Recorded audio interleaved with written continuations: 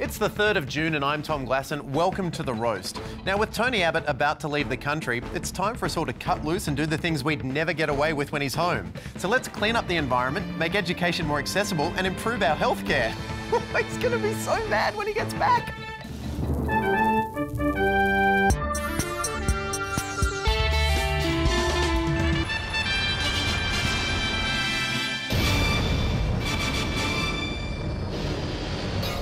And all Australians can have ice cream for dinner.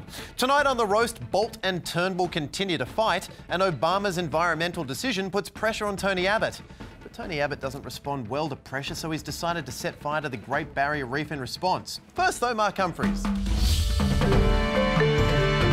The 2014 FIFA World Cup, where the only Australian winner will be SBS, is just around the corner. But there's already controversy about the 2022 World Cup in Qatar. A former Soccer Australia board member believes FIFA may strip Qatar of hosting rights over bribery allegations. It would be the second worst thing to be stripped from Qatar since they lost their grammatically correct U in 1978. Qatar's World Cup hosting rights have been mired in controversy. Some have raised concerns about the country's climate, with Qatari summers boasting temperatures of over 50 degrees Celsius. Now, I'm not saying that's too hot to play football, but keep in mind the leading cause of death in Qatar is melting. It would be disappointing if this controversy meant Qatar couldn't host a World Cup. They have such a storied history as a football nation.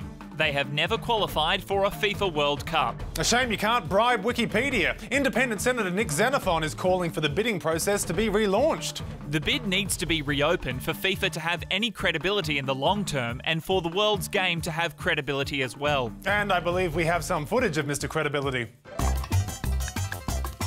Hopefully Australia will get the rights to host the competition, because it'd be great to see the Socceroos lose the World Cup in front of a home crowd. Apple has announced details of its new iOS8 software for iPhones and iPads. In the words of someone who's left their puppy alone in a small room for a while, there's a lot of new shit, like Health Kit, an app which gives you an easy-to-read dashboard of your health and fitness data. Hopefully it links up to my social media so people can see when I'm feeling bloated. There was also a demonstration of Apple's new family sharing service. As it turns out, it's not a service to back up your kids to iCloud. The service allows children to use the App Store themselves through their parents' credit cards by sending requests to the adults' iPhones when a purchase is attempted. I understand parents are looking forward to the operating system's no function. And finally, thieves have stolen $15,000 worth of Lego from a toy store in Victoria. Meanwhile, stocks of Duplo remain unaffected. No one has been charged, but it's understood police are keen to speak with this man. And if you have any information about the theft, please contact the relevant authorities. For The Roast, I'm Mark Humphries. Thank you, Mark. I actually tried sending a tip-off to that little officer, but I accidentally swallowed him. Ages 3 and up. My ass. First up tonight, though, US President Barack Obama announced regulations that would radically cut carbon emissions from the US energy sector by 2030. And that's great for the planet, but less great for Tony Abbott, who may face some awkward questions in his first bilateral talks with Obama in the United States next week.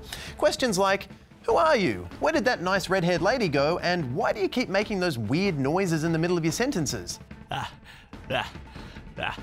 If adopted, the American regulations would be the equivalent of removing 2/3 of cars and trucks from America's roads, which would be good for the environment and great for the 1/3 of drivers left on the road just coasting down that open freeway. Now, Obama just has to sell his plan to America, and the Environmental Protection Agency knows exactly how to do it. This is not just about disappearing polar bears and melting ice caps. This is about protecting our health and protecting our homes. Yeah, you heard the scientist. Polar bears, they're out. We've been bombarded with emotionally charged images like this for far too long, and frankly, it's not working. I'm sorry, polar bears. We have learned to live without you. Cut them loose, send them out to sea. No, don't look at me like that. Oh, go on, get out of here. Scram! We've got something more cute to worry about now. Ourselves. Oh, look at the little guy. He just spends his whole day sleeping and licking his testicles. Now, there is also increasing pressure on Tony Abbott coming from both the United States and the EU to include climate change talks on the agenda when we host the G20 later this year. So is Abbott about to have a very awkward meeting with Obama, or will he get away with not addressing the endangered elephant in the room? Tom, it's going to be more awkward than a high school reunion where you talk to someone who spent the last 10 years working in an orphanage in Thailand while you've done nothing but contract all the STIs and work on your De Niro impression. Say hello to my little friend. Oh yeah, that's not De Niro, that's a bad Pacino at best. 10 years wasted. But Nick, Obama and Abbott are world leaders. I mean, surely they'll have some common ground. Well, I guess they will be standing next to each other, so that ground will be in common, but that's about it. I've drawn this little animation to show you why. Do you have actual work to do? Quiet. Mr. Abbott, I just cut energy emissions by 30%. Well, Mr. Obama, I can beat that. I just cut environmental science by 100%. Well, I'm making health insurance more affordable. Bold move, Obama-rama. I'm going the other way. Get the hell out of my house. I gotta find somewhere a little friendlier. And I'm not much of a fan of the gays either, Mr. Bill O'Reilly. Oh, also, I'm in the process of getting rid of the carbon tax. Wow, you're even more conservative than us. Teach me how to be you. Well, first up, guns. Why do you have so many guns? You don't need guns. Get the fucks out of here. Ooh, I gotta find somewhere a little friendlier. How was your trip, Tones? They were so mean to me, Andy. It's good to be home. Shh, shh. You're safe now.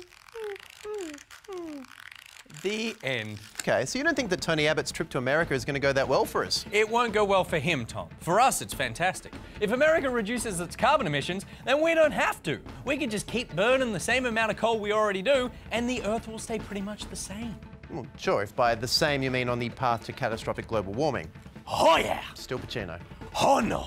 And just to make Australians feel worse, even American trees are doing more for the environment than us, with new research by Macquarie University scientists finding American trees are absorbing much more carbon dioxide than in past decades.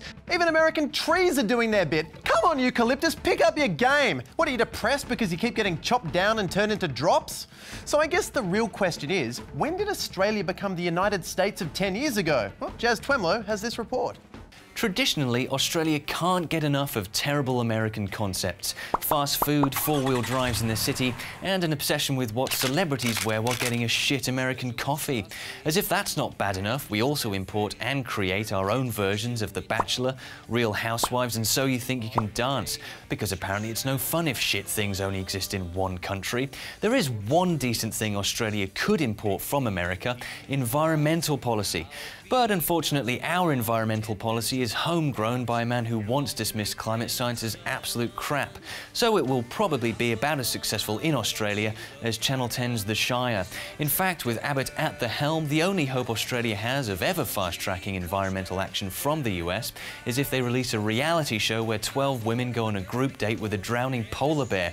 And unlike me in 20 years from now when we're all underwater, I'm not holding my breath. For The Roast, I'm Jazz Twemlow.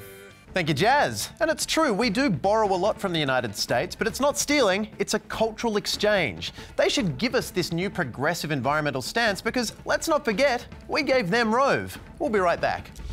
Remember Rove? Wasn't he the guy that won all those Logies like 7 years ago? Why did he always say hi to my mum at the end of his show? Did Rove my mum? I'd love to never hear about it. At The Roast TV or hashtag RoastTV. Finally tonight, the media continues to obsess over the dispute between the Minister for Communications Malcolm Turnbull and Communications for the Prime Minister Andrew Bolt. Following the in no way secret dinner last week between Turnbull and Clive Palmer, Conservative commentator Andrew Bolt invited his self-proclaimed best friend Tony Abbott onto the show and asked, "Why is Malcolm Turnbull wooing Clive Palmer on his own? It looks like he's got his eye on your job." Slow down there, Andrew. Eye on the job. Turnbull and Clive's dinner was just the first date, and everybody knows it goes holding hands, goodnight kiss, bit of under-the-shirt action, and then maybe Prime Ministership. Still, what was Turnbull meant to have done if not trying to win over opponents to the budget? Malcolm Turnbull could have ignored the story. But by this amazingly over-the-top and abusive response, it is clear to me he wants leadership instability, leadership talk to continue. By his actions, he's made a liar of himself. God, this is war. Honestly, these two guys should probably just sit down and hash it out like men. And Bolt. I'm Andrew Dolt, and this is the Dolt Report. My guest today is a minister in my best friend Tony's government, but is he the minister for the loony left? Welcome, Mr. Malcolm Turncoat. Thanks for having me, Mr. Dolt. Now, why are you talking to Clive Palmer during these tense budget negotiations?